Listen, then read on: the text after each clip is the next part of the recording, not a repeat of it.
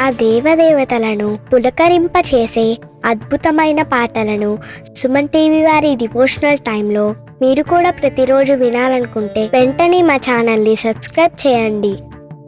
మంచి ఉదయంతో రోజంతా సంతోషంగా ప్రశాంతంగా ఉండండి.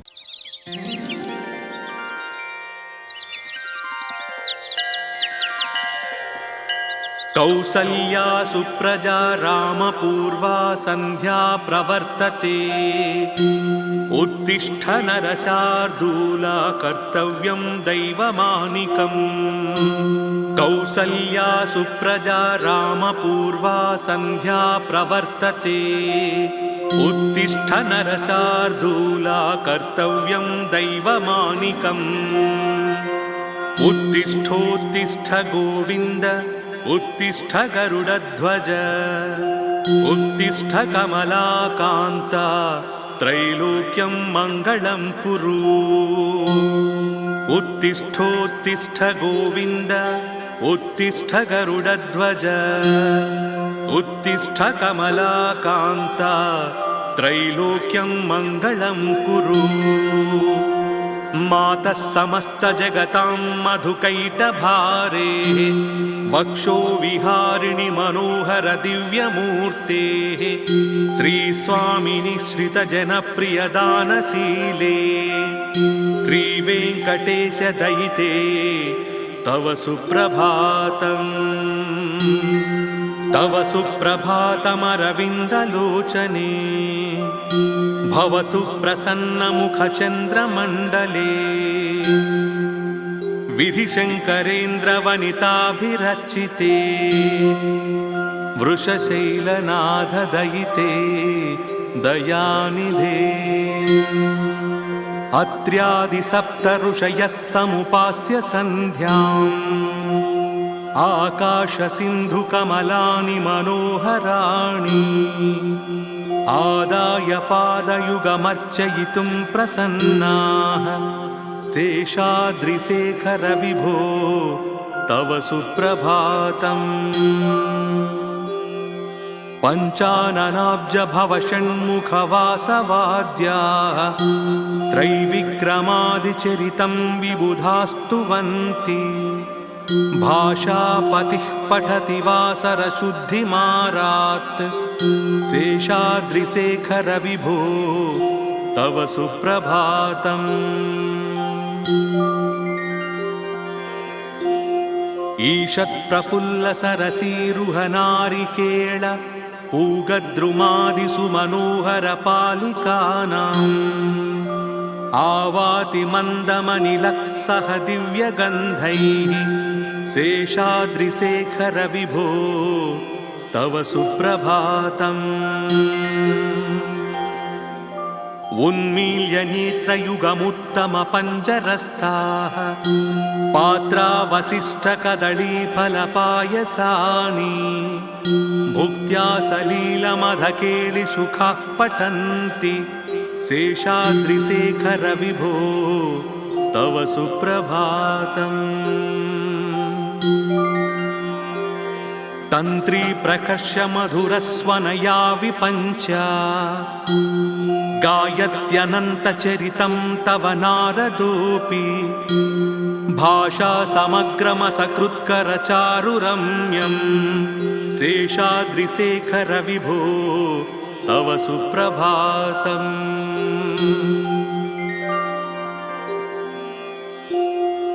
भृङ्गावली च मकरन्दरसानुविद्ध। झुङ्कारगीतनिनदैः स्पृहसेवनाय। निर्यात्युपान्तसरसी कमलोदरेभ्यः। शेषाद्रिशेखर विभो तव सुप्रभातम्। योषा गणेन वरदध्निविमध्यमाने। घोषालयेषु दधिमन्थनतीव्रघोषाः। रोषात् कलिं विदधते कुकुभश्च कुम्भाः। शेषाद्रिशेखर विभो तव सुप्रभातम्। पद्मेशमित्रशतपत्रगताळिवर्गाः। हर्तुं श्रियं कुवलयस्य निजाङ्गलक्ष्म्या भेरीनिनादमिव बिभ्रति तीव्रनादम् शेषाद्रिशेखर विभो तव सुप्रभातम् श्रीमन्नभीष्टवरदाखिललोकबन्धो श्री श्रीनिवास जगदेकदयैकसिन्धो श्रीदेवतागृहभुजान्तरदिव्यमूर्ते श्रीवेङ्कटाचलपते तव सुप्रभातम्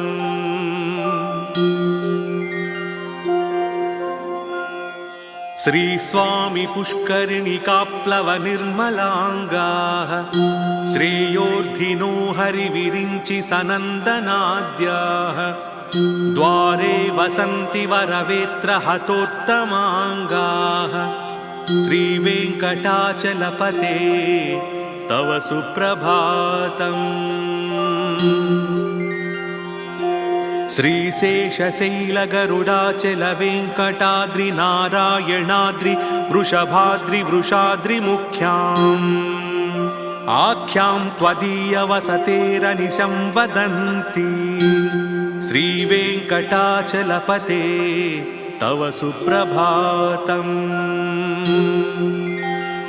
सेवापरा शिव सुरेश कृशानुधर्म रक्षोऽम्बुनाथ पवमान धनाधिनाथा बद्धाञ्जलि प्रविलसन्निज शीर्षदेशाः श्रीवेङ्कटाचलपते तव सुप्रभातम्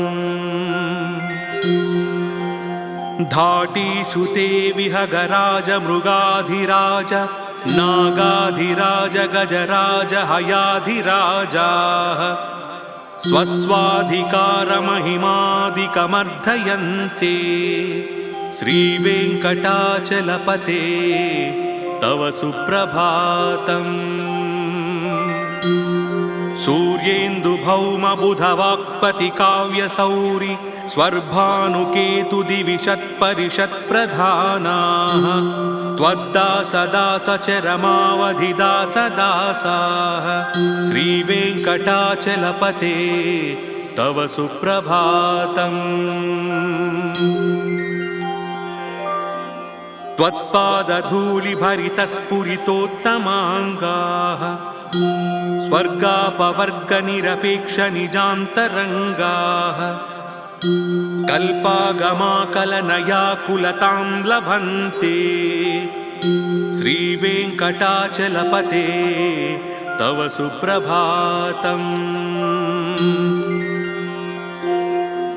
त्वद्गोपुराग्रशिखराणि निरीक्षमाणाः स्वर्गापवर्गपदवीं परमां श्रयन्तः मर्त्या मनुष्यभुवने मतिमाश्रयन्ते श्रीवेङ्कटाचलपते तव सुप्रभातम्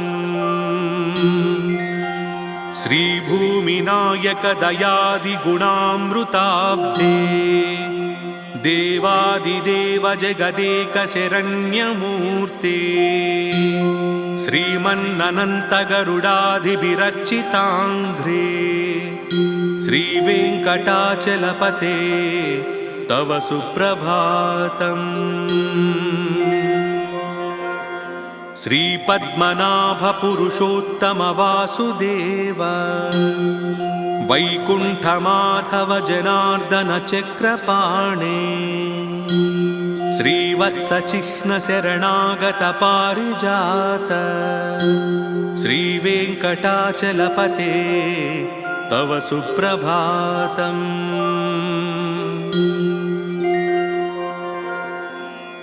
कन्दर्पदर्पहर सुन्दर दिव्यमूर्ते कान्ताकुचाम्बुरुह कुट्मललोलदृष्टे कल्याण निर्मल गुणाकर दिव्यकीर्ते श्रीवेङ्कटाचलपते तव सुप्रभातम्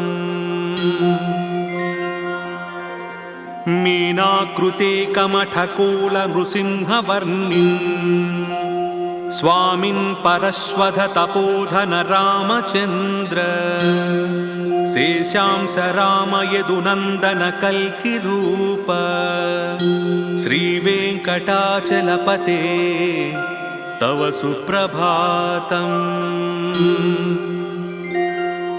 येलालवङ्गघनसारसुगन्धितीर्थम् दिव्यं वियत्सरिति हेमघटेषु पूर्णम् धृत्वाद्यवैदिकशिखामणयः प्रहृष्टाः तिष्ठन्ति वेङ्कटपते तव सुप्रभातम्। भास्वानुदेति विकचानि सरोरुहाणि सम्पूरयन्ति निनदैः ककुभो विहङ्गाः श्रीवैष्णवात् सततमर्धितमङ्गलास्ते धामाश्रयन्ति तव वेङ्कटसुप्रभातम्। ब्रह्मादयः सुरवराः समहर्षयस्ते सन्तः सनन्दनमुखास्त्वधयोगिवर्याः धामान्तिके तव हि मङ्गलवस्तुहस्ताः श्रीवेङ्कटाचलपते तव सुप्रभातम्। लक्ष्मीनिवासनिरवद्यगुणैकसिन्धो संसारसागरसमुत्तरणैकसेतो वेदान्तवेद्यनिजवैभवभक्तभोग्य श्रीवेङ्कटाचलपते तव सुप्रभातम्। इत्थं वृषाचलपतेरिह सुप्रभातम्। ये मानवाः प्रतिदिनं पठितुं प्रवृत्ताः तेषां प्रभातसमये स्मृतिरङ्गभाजाम् प्रज्ञां परार्थसुलभां परमां प्रसूते।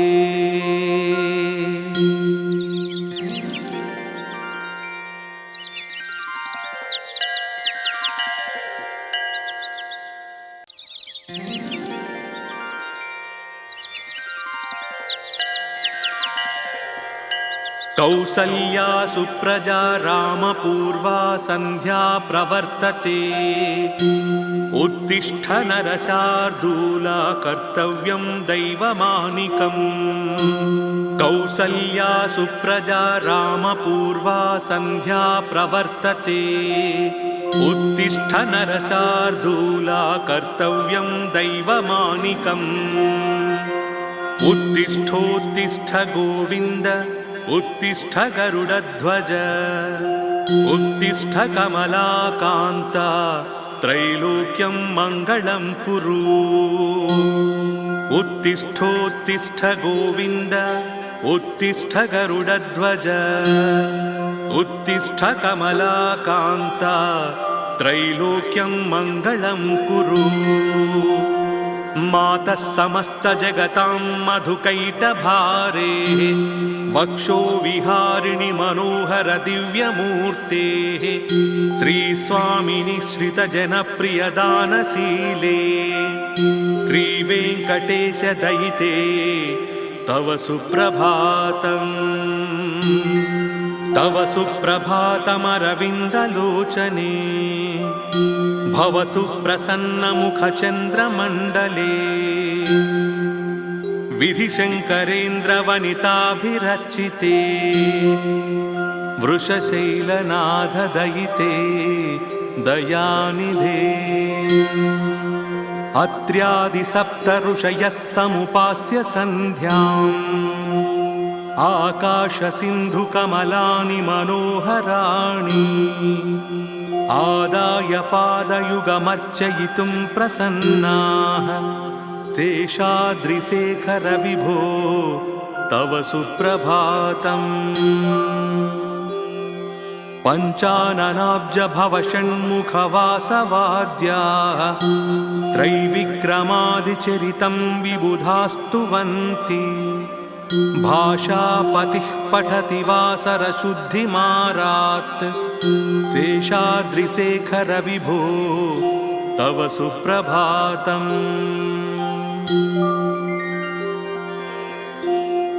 ईषत्प्रफुल्लसरसीरुहनारिकेळ पूगद्रुमादिषु मनोहरपालिकानाम्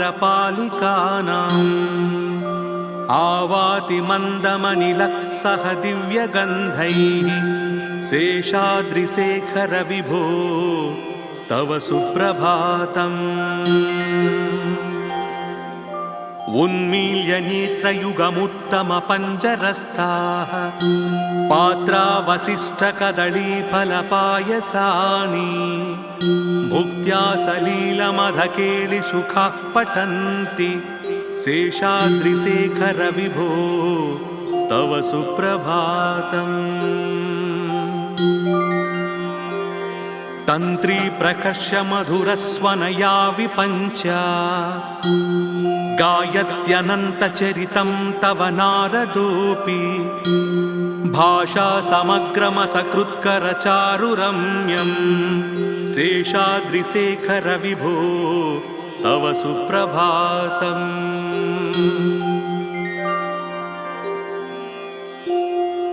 भृङ्गावळी च मकरन्दरसानुविद्ध झुङ्कारगीतनिनदैस्पृहसेवनाय निर्यात्युपान्तसरसीकमलोदरेभ्यः शेषाद्रिशेखर विभो तव सुप्रभातम्। योषा गणेन वरदध्निविमध्यमाने घोषालयेषु दधिमन्थनतीव्रघोषाः रोषात् कलिं विदधते कुकुभश्च कुम्भाः शेषाद्रिशेखर विभो तव सुप्रभातम्। पद्मेशमित्रशतपत्रगताळिवर्गाः हर्तुं श्रियं कुवलयस्य निजाङ्गलक्ष्म्या भेरीनिनादमिव बिभ्रति तीव्रनादम् शेषाद्रिशेखर विभो तव सुप्रभातम्। श्रीमन्नभीष्टवरदाखिललोकबन्धो श्री श्रीनिवास जगदेकदयैकसिन्धो श्रीदेवतागृहभुजान्तरदिव्यमूर्ते श्रीवेङ्कटाचलपते तव सुप्रभातम्।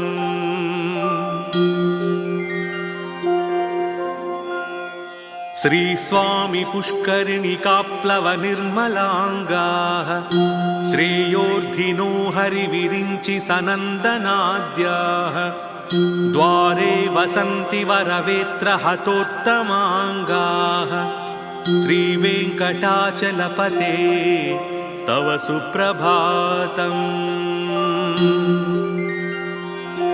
श्रीशेषशैलगरुडाचलवेङ्कटाद्रिनारायणाद्रि वृषभाद्रिवृषाद्रिमुख्याम् आख्यां त्वदीयवसतेरनिशं वदन्ति श्रीवेङ्कटाचलपते तव सुप्रभातम्।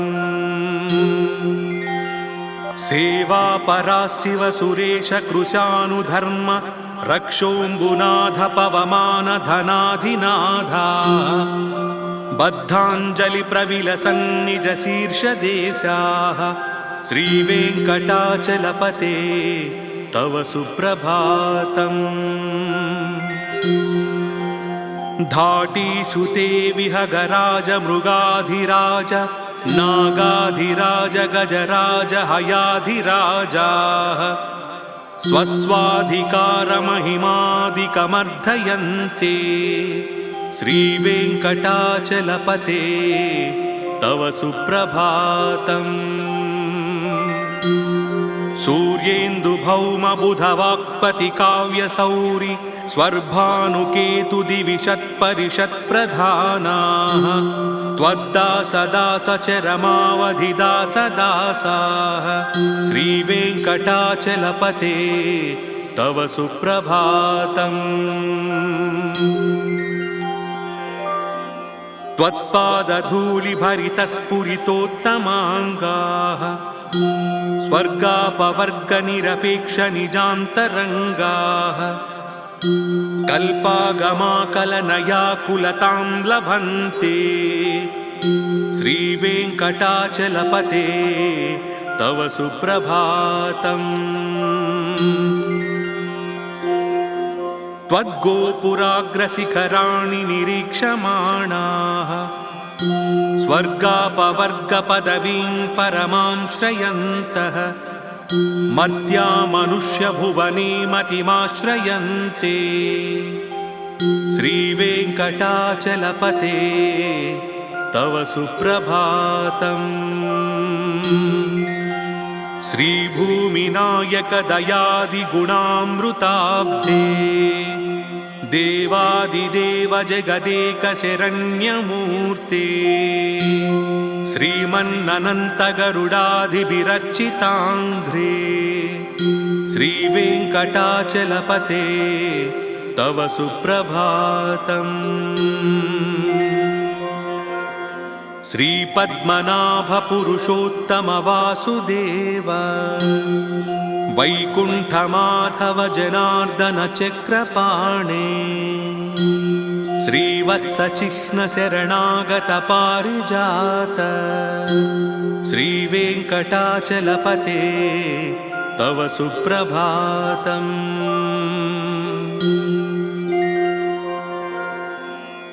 कन्दर्पदर्पहर सुन्दर दिव्यमूर्ते कान्ताकुचाम्बुरुह कुट्मललोलदृष्टे कल्याण निर्मल गुणाकर दिव्यकीर्ते श्रीवेङ्कटाचलपते तव सुप्रभातम्।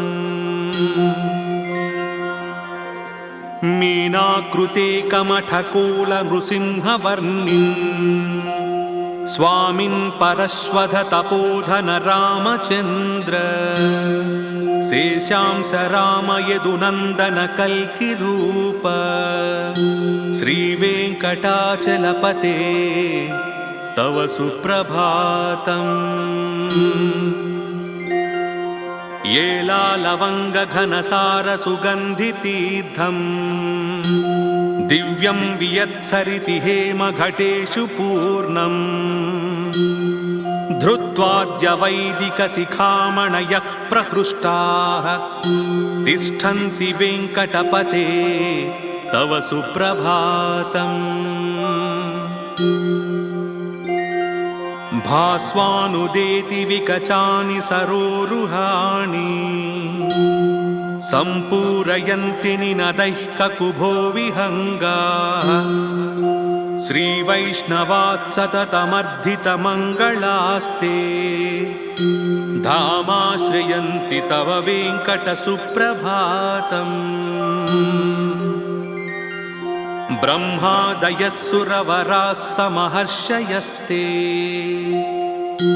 सन्तः सनन्दनमुखास्त्वधयोगिवर्याः धामान्तिके तव हि मङ्गलवस्तुहस्ताः श्रीवेङ्कटाचलपते तव सुप्रभातम्।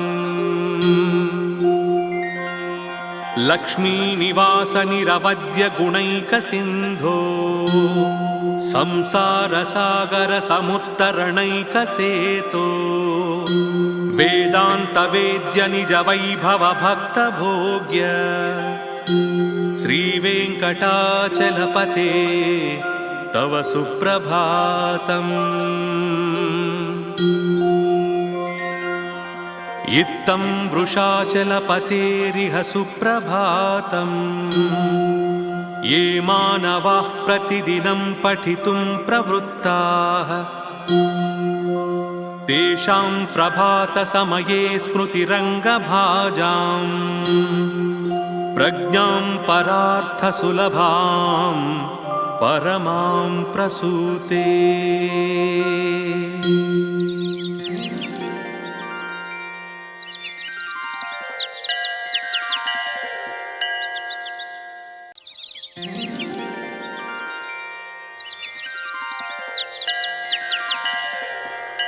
कौसल्या सुप्रजा रामपूर्वा सन्ध्या प्रवर्तते उत्तिष्ठ नरशार्दूला कर्तव्यं दैवमानिकम् कौसल्या सुप्रजा रामपूर्वा सन्ध्या प्रवर्तते उत्तिष्ठ नरशार्दूला कर्तव्यं दैवमानिकम् उत्तिष्ठोत्तिष्ठ गोविन्द उत्तिष्ठ गरुडध्वज उत्तिष्ठ कमलाकान्ता त्रैलोक्यं मङ्गलं कुरु उत्तिष्ठोत्तिष्ठ गोविन्द उत्तिष्ठ गरुडध्वज उत्तिष्ठ कमलाकान्ता त्रैलोक्यं मङ्गलं कुरु मातः समस्तजगतां मधुकैटभारे वक्षो विहारिणि मनोहर दिव्यमूर्तेः श्रीस्वामिनि श्रितजनप्रियदानशीले श्रीवेङ्कटेश दयिते तव सुप्रभातम् तव सुप्रभातमरविन्दलोचने भवतु प्रसन्नमुखचन्द्रमण्डले विधिशङ्करेन्द्रवनिताभिरचिते वृषशैलनाथदयिते दयानिधे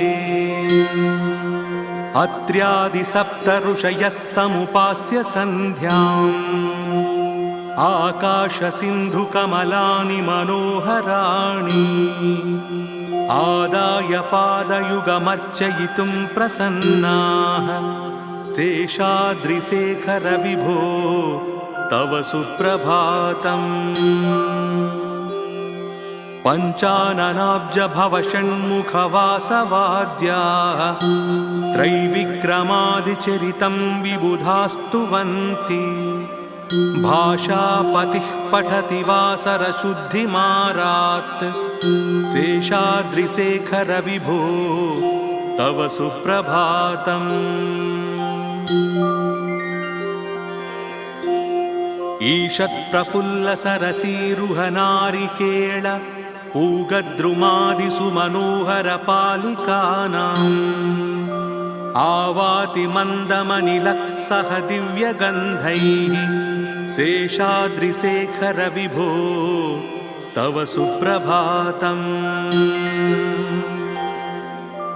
उन्मील्य नेत्रयुगमुत्तमपञ्जरस्थाः पात्रावसिष्ठकदळीफलपायसानि भुक्त्या सलीलमधकेलिसुखाः पठन्ति शेषाद्रिशेखर विभो तव सुप्रभातम् तन्त्री प्रकर्ष मधुरस्वनया विपञ्च गायत्यनन्तचरितं तव नारदोऽपि भाषा समग्रमसकृत्करचारुरम्यं शेषाद्रिशेखर विभो तव सुप्रभातम्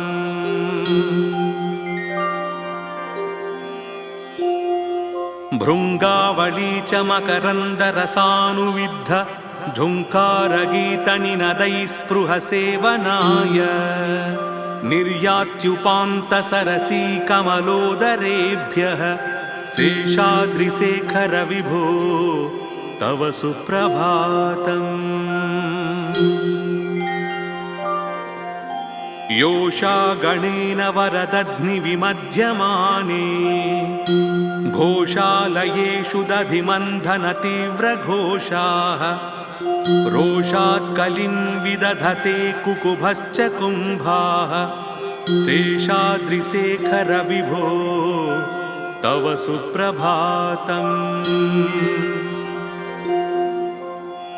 पद्मेशमित्रशतपत्रगताळिवर्गाः हर्तुं श्रियं कुवलयस्य निजाङ्गलक्ष्म्या भेरीनिनादमिव बिभ्रति तीव्रनादं शेषाद्रिशेखर विभो तव सुप्रभातम्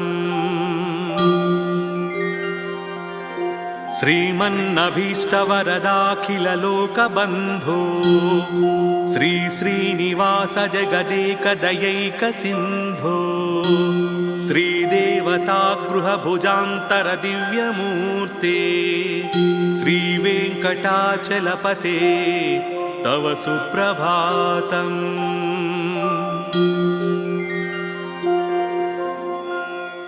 श्रीस्वामी पुष्करिणिकाप्लवनिर्मलाङ्गाः श्रेयोर्धिनो हरिविरिञ्चि सनन्दनाद्याः द्वारे वसन्ति वरवेत्रहतोत्तमाङ्गाः श्रीवेङ्कटाचलपते तव सुप्रभातम्। श्रीशेषशैलगरुडाचलवेङ्कटाद्रिनारायणाद्रि वृषभाद्रिवृषाद्रिमुख्याम् आख्यां त्वदीयवसतेरनिशं वदन्ति श्रीवेङ्कटाचलपते तव सुप्रभातम्। सेवापराशिव सुरेश कृशानुधर्म रक्षोऽम्बुनाथ पवमान धनाधिनाधा बद्धाञ्जलिप्रविलसन्निज शीर्षदेशाः श्रीवेङ्कटाचलपते तव सुप्रभातम्। धाटीषु ते विहगराज मृगाधिराज नागाधिराज गजराज हयाधिराजाः स्वस्वाधिकारमहिमादिकमर्धयन्ते श्रीवेङ्कटाचलपते तव सुप्रभातम्। सूर्येन्दुभौमबुधवाक्पतिकाव्यसौरि स्वर्भानुकेतुदिविषत्परिषत्प्रधानाः त्वद्दासदासचरमावधिदासदासाः श्रीवेङ्कटाचलपते तव सुप्रभातम्। त्वत्पादधूलिभरितस्फुरितोत्तमाङ्गाः स्वर्गापवर्गनिरपेक्षनिजान्तरङ्गाः कल्पागमाकलनयाकुलतां लभन्ते श्रीवेङ्कटाचलपते तव सुप्रभातम्। त्वद्गोपुराग्रशिखराणि निरीक्षमाणाः स्वर्गापवर्गपदवीं परमां श्रयन्तः मर्त्या मनुष्यभुवने मतिमाश्रयन्ते श्रीवेङ्कटाचलपते तव सुप्रभातम्। श्रीभूमिनायकदयादिगुणामृताब्धे देवादिदेव जगदेकशरण्यमूर्ते श्रीमन्ननन्तगरुडाधिभिरर्चिताङ्घ्रे श्रीवेङ्कटाचलपते तव सुप्रभातम्।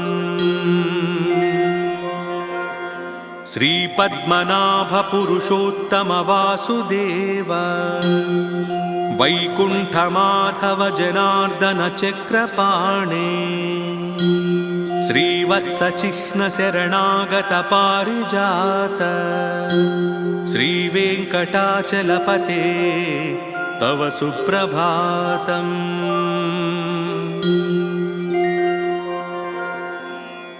कन्दर्पदर्पहर सुन्दर दिव्यमूर्ते कान्ताकुचाम्बुरुह कुट्मललोलदृष्टे कल्याण निर्मल गुणाकर दिव्यकीर्ते श्रीवेङ्कटाचलपते तव सुप्रभातम्। मीनाकृते कमठकोल नृसिंहवर्णिन् स्वामिन् परश्वध तपोधन रामचन्द्र शेषांस राम यदुनन्दन कल्किरूप श्रीवेङ्कटाचलपते तव सुप्रभातम्। येलालवङ्गघनसारसुगन्धितीर्थम् दिव्यं वियत्सरिति हेमघटेषु पूर्णम् धृत्वाद्यवैदिकशिखामणयः प्रहृष्टाः तिष्ठन्ति वेङ्कटपते तव सुप्रभातम्। भास्वानुदेति विकचानि सरोरुहाणि सम्पूरयन्ति निनदैः ककुभो विहङ्गाः श्रीवैष्णवात् सततमर्धितमङ्गलास्ते धामाश्रयन्ति तव वेङ्कटसुप्रभातम्। ब्रह्मादयः सुरवराः समहर्षयस्ते सन्तः सनन्दनमुखास्त्वधयोगिवर्याः धामान्तिके तव हि मङ्गलवस्तुहस्ताः श्रीवेङ्कटाचलपते तव सुप्रभातम्। लक्ष्मीनिवासनिरवद्यगुणैकसिन्धो संसारसागरसमुत्तरणैकसेतो वेदान्तवेद्यनिजवैभवभक्तभोग्य श्रीवेङ्कटाचलपते तव सुप्रभातम्। इत्थं वृषाचलपतेरिह सुप्रभातम्। ये मानवाः प्रतिदिनं पठितुं प्रवृत्ताः तेषां प्रभातसमये स्मृतिरङ्गभाजाम् प्रज्ञां परार्थसुलभां परमां प्रसूते।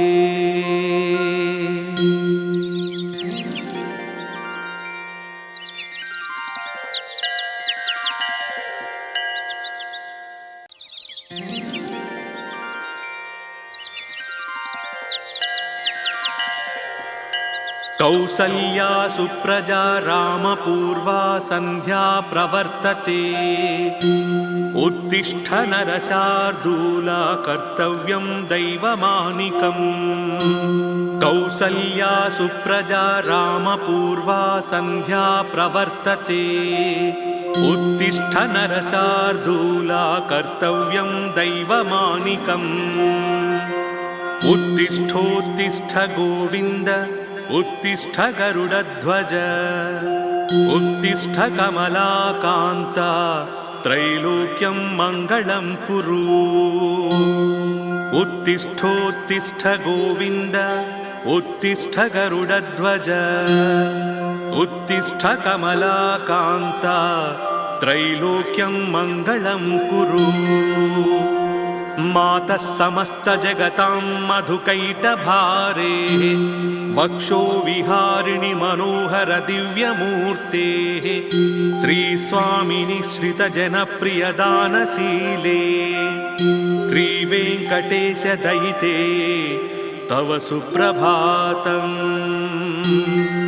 तव सुप्रभातमरविन्दलोचने भवतु प्रसन्नमुखचन्द्रमण्डले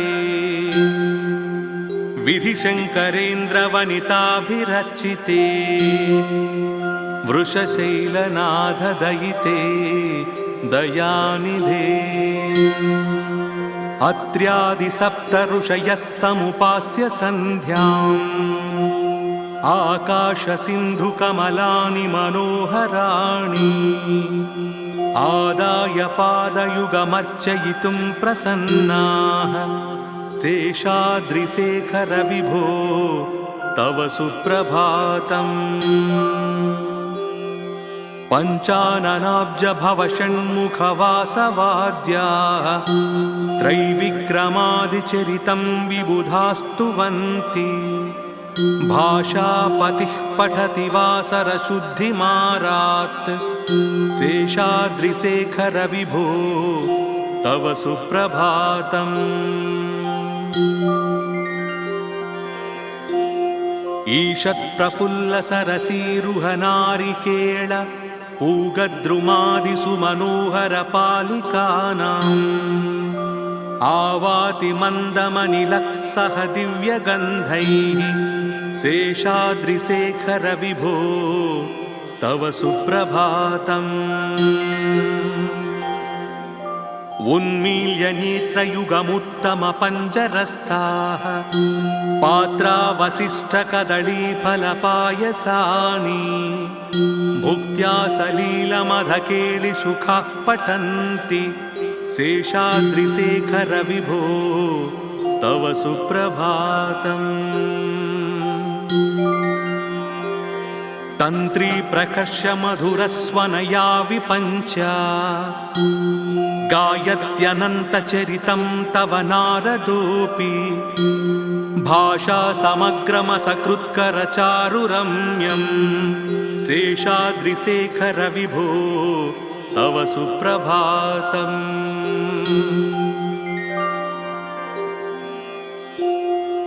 भृङ्गावळी च मकरन्दरसानुविद्ध झुङ्कारगीतनिनदैस्पृहसेवनाय निर्यात्युपान्तसरसी कमलोदरेभ्यः शेषाद्रिशेखर विभो तव सुप्रभातम्। योषा गणेन वरदध्निविमध्यमाने घोषालयेषु दधिमन्थनतीव्रघोषाः रोषात् कलिं विदधते कुकुभश्च कुम्भाः शेषाद्रिशेखर विभो तव सुप्रभातम्। पद्मेशमित्रशतपत्रगताळिवर्गाः हर्तुं श्रियं कुवलयस्य निजाङ्गलक्ष्म्या भेरीनिनादमिव बिभ्रति तीव्रनादं शेषाद्रिशेखर विभो तव सुप्रभातम्। श्रीमन्नभीष्टवरदाखिललोकबन्धो श्री श्रीनिवास जगदेकदयैकसिन्धो श्रीदेवतागृहभुजान्तर दिव्यमूर्ते श्रीवेङ्कटाचलपते तव सुप्रभातम्।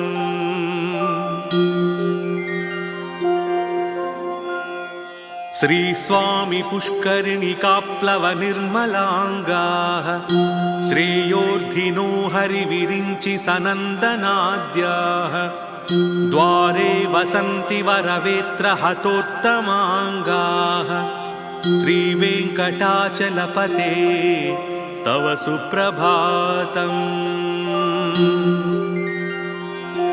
श्रीशेषशैलगरुडाचलवेङ्कटाद्रिनारायणाद्रि वृषभाद्रि वृषाद्रिमुख्याम् आख्यां त्वदीयवसतेरनिशं वदन्ति श्रीवेङ्कटाचलपते तव सुप्रभातम्। सेवापरा शिव सुरेश कृशानुधर्म रक्षोऽम्बुनाथ पवमान धनाधिनाथा बद्धाञ्जलि प्रविलसन्निज शीर्षदेशाः श्रीवेङ्कटाचलपते तव सुप्रभातम्। धाटीषु ते विहगराज मृगाधिराज नागाधिराज गजराज हयाधिराजाः स्वस्वाधिकारमहिमादिकमर्धयन्ते श्रीवेङ्कटाचलपते तव सुप्रभातम्। सूर्येन्दुभौमबुधवाक्पतिकाव्यसौरि स्वर्भानुकेतुदिविषत्परिषत्प्रधानाः त्वद्दासदासचरमावधिदासदासाः श्रीवेङ्कटाचलपते तव सुप्रभातम्।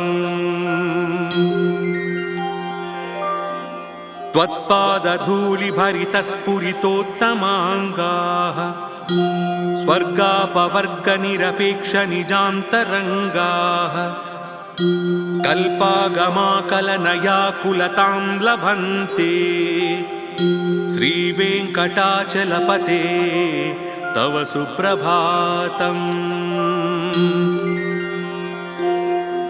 त्वद्गोपुराग्रशिखराणि निरीक्षमाणाः स्वर्गापवर्गपदवीं परमां श्रयन्तः मर्त्या मनुष्यभुवने मतिमाश्रयन्ते श्रीवेङ्कटाचलपते तव सुप्रभातम्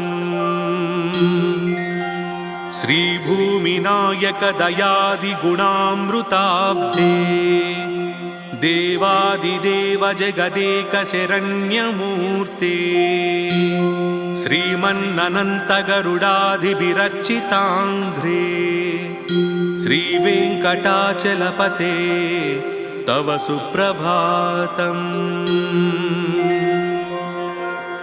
श्रीपद्मनाभपुरुषोत्तमवासुदेव वैकुण्ठमाधव जनार्दन चक्रपाणे श्रीवत्सचिह्नशरणागतपारिजात श्रीवेङ्कटाचलपते तव सुप्रभातम्